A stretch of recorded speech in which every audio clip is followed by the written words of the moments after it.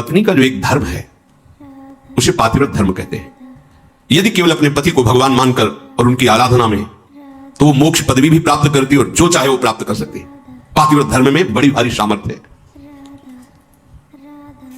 सच्चाई की परीक्षा तो तभी होती है जब विपत्ति आती है।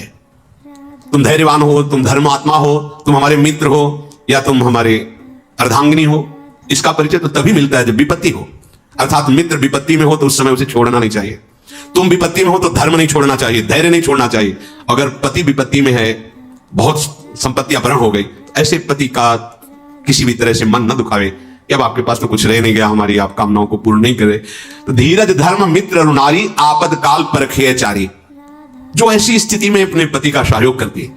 वनवास हुआ, सियाजू ने ना तो जनकपुर का सुख स्वीकार किया ना अवधपुर का। कहा जहां प्रभु श्री राम के चरण, वही मुझे करुण अयोध्या जैसा सुख मिलेगा।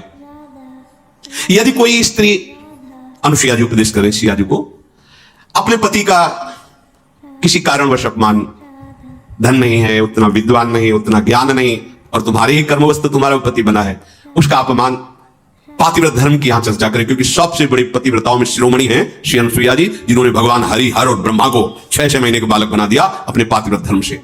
वो कह रहे हैं कि पति का अपमान न करें, अपने भगवान के समान समझे। यहां पातिव्रत धर्म की चर्चा प्रपंच की नहीं, बात यहां बहुत अध्यात्म की चरम ऊंचाई की बात करें अनुसुईया जी। इसको लौकिक में घसीटोगे ना तो ये तर्क वितर्क के सब।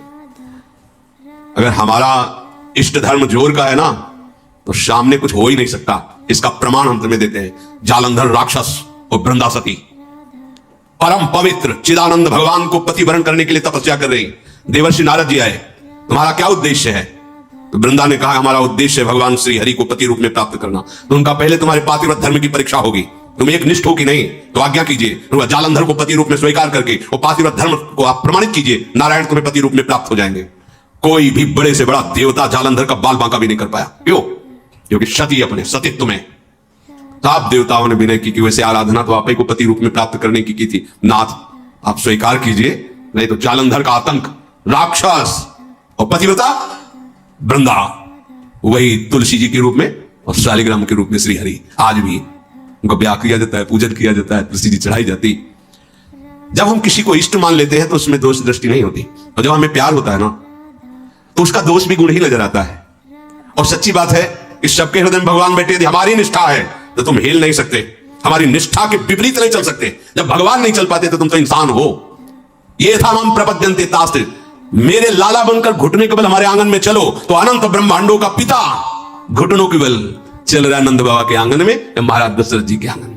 मंगल भवन मंगल हारी, द्रवहु दशरथ अजीर बिहारी। दशरथ जी के आंगन में विचरने वाले, कैसी लीला! अनंत ब्रह्मांडों का पिता बालक बन करके, जब वो बन सकता है तो तुम्हारे निष्ठा और पातिव्रत धर्म में वैसे ही चलेगा जैसे तुम विचार करोगे, क्योंकि तुम्हारा पातिव्रत धर्म पवित्र।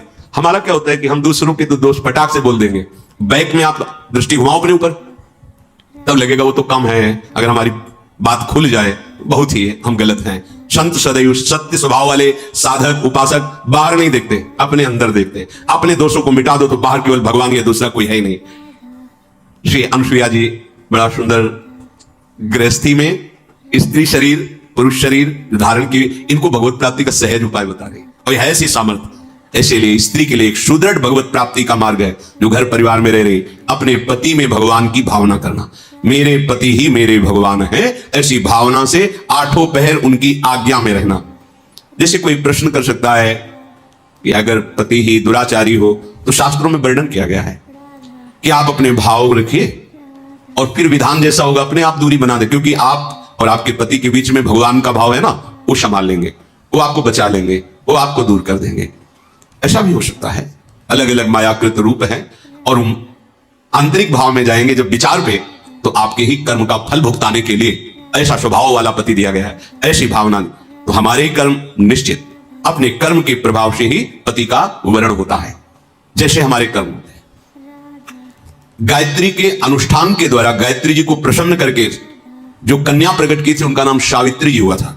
बहुत ही तेजस्विनी राजकुमारी थी। जब वर वरण की बात आई तो उनके पिता ने आदेश किया कि तुम स्वयं घूमो मृत्यु लोक में और जो तुम्हें वर पसंद आएगा उसके साथ ब्याह कर देंगे। इतना प्यार करते थे। और वो गायत्री जी की कृपा से प्रकट हुई थी, इसलिए उनका नाम सावित्री। बड़ी तेजोमयी कांति, अद्भुत ज्ञान, मंत्री और विशाल सेना साथ राजकुमारी थी, वर वरण के लिए। स्वयं तुम देखो, बहुत राजकुमारों को देखा, मन में ही नहीं आया। जंगल से गुजर रही थी, देखा एक लकड़हारा लकड़ी काट रहा है, दृष्टि गई, देखते ही लगाए मेरे प्राणपति, रुक गई। मंत्री से कहा आदर से इनको नीचे उतारो। वो तो क्या अपराध बन गया, सैनिक घेरे हुए हैं, राजमंत्री। हाथ जोड़कर राजकुमारी ने कहा मैं आपको पति रूप में वरण करती हूं। तुम कहा नेत्र हैं आपके, आप देख पा रहे हैं मैं कौन हूं? लकड़ी काट के बेचता हूं और अपने माता पिता की सेवा करता हूं, मेरे पास रहने का ठिकाना नहीं, खाने का, तो आपका राज वैभव का। प्रभु मैं राज वैभव को पति नहीं बना रही हूं, आपको पति रूप से वरण। मेरा मन मान गया है, मेरा मन राजी हो गया आपको देख के, आपके सौंदर्य को, आपके गुण को, आपके घर को, आपके वैभव को देखकर मैं पति नहीं बना रही, मेरा मन मान गया है। आपके माता पिता कहां हैं? बोले जंगल में एक झोपड़ी में विराजमान है। ठीक, मंत्री से कहा ये स्वीकृत है, मुझे पूरी जानकारी ली, वापस लौट। जब वापस गए तो वहां बैठे हुए थे देवर्षि नारद जी। आओ बेटी। राजा ने कहा वर वरण क्या? हाँ। मंत्री ने पूरी बात बताई। देवर्षि नारद जी ने कहा नहीं नहीं नहीं, गलत हो गया। तो बोले आप यही देख के तो कह रहे होंगे ना कि घर नहीं है, संपत्ति नहीं है, तुम राजकुमारी हो, कैसे निर्वाह होगा? ये सब मैं जान रही हूं, नहीं है उनके पास। बोले नहीं, एक बात और है, वो ज्यादा दिन जीवित नहीं रहेंगे, 1 वर्ष में उनकी मृत्यु का योग है, वो मर जाएंगे। बहुत है, ये देखो निष्ठा देखो, बहुत है 1 वर्ष। अगर मैं एक दिन भी उनके नाम का सुहाग भरने को पा गई तो आज जीवन निर्वाह कर जाऊंगी उनके लिए। कैसा हमारा देश यति और सतियों का देश है। जैसे एक सन्यासी सर्वत्यागी, ऐसे सात सुख की भावना केवल अपने पति में निहित करके भगवान को रिझा लिया, ये वो पातिव्रत धर्म है। अब सब भगत ही थोड़ी होते हैं, सब धर्म से ही थोड़ी चलते हैं। नारद जी बहुत प्रसन्न है। उन्होंने कहा एक बार जिसका वरण कर लिया बस।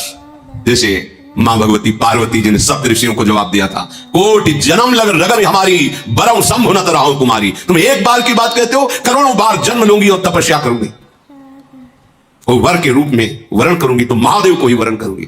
माना महादेव अवगुण भवन विष्णु सकल गुण खाद, जय कर मन जय सम रमे ते ही संत। मान गए आपकी बात पर, मेरा मन रम गया है शिव में, करोड़ बार जन्म लूंगी लेकिन महादेव को ही वरण करूं। ये सावित्री जी का ब्याह हुआ।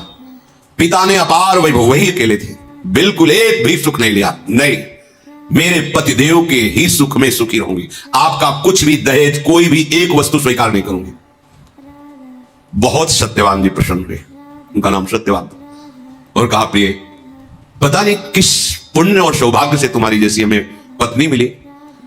वैसे मैं भी एक राजकुमार हूं, मेरे राज्य का अपहरण कर लिया गया वैरी राजाओं ने। मेरे माता पिता वयोवृद्ध थे, उनको लेकर मैं जंगल भाग आया हूं और वास कर रहा हूं। पर मैं तुम्हें कैसे, उनको ये पता नहीं कि मैं 1 वर्ष की आयु, लेकिन सावित्री जी को पता है, मैं तुम्हें कैसे सुख प्रदान कर सकता। बोले भगवान बस आपकी चरण सेवा करके आपको सुखी देखकर मैं परम सुखी रहूंगी। सुबह वो लकड़ी काटने के लिए चले, वो साथ चली, उनका नहीं, हमारे माता पिता की सेवा में रहो, जो आज्ञा। और वो जिस दिन से ब्याह हुआ था उस दिन से तिथि गिनना प्रारंभ कर दी। धीरे धीरे जब कुछ महीने व्यतीत हुए, उन्होंने अन्न छोड़ दिया। सत्यवान ने पूछा क्यों? बोले हमारी कुछ मन में ऐसी कामना है कि मैं नियम पूर्वक रहूं। कुछ समय व्यतीत हुआ, जल छोड़ दिया, वायु पी करके केवल मंत्र जाप करते हुए कि पति का शरीर छूटा मैं अपना शरीर रखूंगी नहीं, छोड़ दूंगी। और जब वो तिथि आई उनका, आज भगवान मेरी इच्छा है कि आपके साथ मैं वन में चलूं। नहीं माता पिता आज तक आज्ञा मानी, केवल एक दिन, आज केवल, फिर जैसी आपकी आज्ञा होगी, पर आज आपकी आज्ञा उल्लंघन करूंगी और आपके साथ चलूं। उनको पता था आज आखिरी दिन है, सत्यवान को पता नहीं था। गए, चलो तुमने पहली इच्छा प्रकट की है, अभी तक कोई इच्छा ही नहीं प्रकट की थी, और वो भी इच्छा अपने पति के अंतिम दर्शन और वही प्राण त्यागना, निश्चय इनका यही था। लकड़ी काटने लगे। बोले सावित्री ऐसा लग रहा है मेरा सर फट रहा। बोले भगवान नीचे आ जाइए, समझ गई, आप लेटिए। सर को अपनी गोद पे रखा और मंत्र चल रहा है, शांत, देखती कौन आता है और मेरे पति का स्पर्श करता है। ब्रह्मचारिणी पातिव्रत धर्म से युक्त गायत्री के अनुष्ठान से प्रकट हुई और मंत्र चल रहा है। यमदूतों की तो सामर्थ्य नहीं, साक्षात धर्मराज है। यमराज रूप में नहीं, धर्मराज के रूप में। उनके 2 रूप है, पापियों के लिए भयानक यम रूप जो यमदूत पहुंचते हैं, महान दंड देते हैं, लेकिन जो धर्मात्मा पुरुष होते हैं, जैसे पाप और धर्म दोनों, फिर वो उनके लिए थोड़ी सुविधा होती है। और जो धर्मात्मा पुरुष होते हैं वहां साक्षात धर्मराज पहुंचते हैं, लेकिन जहां भक्त होते हैं वहां भगवत पार्षद पहुंचते हैं, ऐसे नहीं। और यहां तो भगवत पार्षदों का भी प्रवेश नहीं। श्री जी की सखियां जो अत्यंत करुणामयी, देखा सामने धर्मराज, मंत्र का प्रभाव, मूर्तिमान धर्मराज सामने। उनका बेटी, तुम्हें धैर्य धारण करना होगा, और मूर्छित हो गए सत्यवान। उनके आते ही प्रक्रिया है प्राण घसीटने की, मूर्छा गई। तो उनका भगवान, ये मेरे पति है, आप प्राण ले लो और देह की रक्षा करो, ऐसा कैसे हो सकता है? ये हमारे प्राण है। तो उनका समय तो पूरा हो गया, मैं तुम्हारे पति को सूक्ष्म शरीर में यातना देह में लेकर अब जा रहा हूं। बोले आप अपना काम कीजिए और मैं अपने धर्म का निर्वाह करूंगी। खींचा सूक्ष्म प्राणों को, बंधन से बांधा, यमपाश से चल पड़े। सावित्री जी मंत्र बल से पीछे चल पड़ी। कनकन किंकिनी की झनकार तो पीछे मुड़ के, उनका बेटी, असंभव है, मृत्यु होने के बाद जीव को अपने कर्मों का फल भोगना ही पड़ता है, वो किसी का साथ निर्वाह नहीं कर सकता। तुम वापस चली जाओ। उनका आप अपने कर्तव्य का पालन करें, हम अपने कर्तव्य का पालन करते। आगे बढ़े, पीछे का तुम्हारे पति प्रेम को देख करके हमारे हृदय में उत्साह हो रहा है, तुम वरदान मांगो, केवल सत्यवान के प्राणों को छोड़कर, इस जीवात्मा को छोड़कर तुम कोई भी वरदान मांगो। उनका सुना है हमारे सास ससुर राजा थे, उनका राज्य वैभव उनको पुनः प्राप्त हो जाए, उनके नेत्रों की ज्योति प्रकट हो जाए, ऐसी हमारी इच्छा है। तथास्तु। फिर चले, फिर देखो, एक और वरदान मांग लो और आप वापस चले। तो हमारे माता पिता के पास केवल हम ही संतान थी, पुत्र नहीं था, एक पुत्र प्रदान कर दीजिए, अर्थात भाई। तथास्तु। फिर देखो बेटी, हम तुम्हें बार बार कह रहे हैं, यहां से आगे की यात्रा सूक्ष्म देह से होती है, स्थूल शरीर से नहीं। तुम अपने पातिव्रत धर्म से युक्त हो, इसलिए मुझे देख पा रहे हो, मेरे साथ चल रहे हो, पर अब उचित नहीं है। एक और वरदान मांग लो। तो अब मुझे भी एक पुत्र चाहिए। उनका तथास्तु। बोले रुक जाओ, मैं एक पतिव्रता हूं और बिना पति के संतान कैसे हो सकती? धर्मराज जी फंस गए, पतिव्रता के वचन में धर्मराज जी फंस गए, सत्यवान को छोड़ना पड़ा। ये उसी पातिव्रत धर्म का वर्णन पीछे हमने कई बार सुना है। कश्यप ऋषि से कहा कि मैं वो पेड़ की बगुली नहीं हूं जो तुम्हारे देखने से भस्म हो जाए।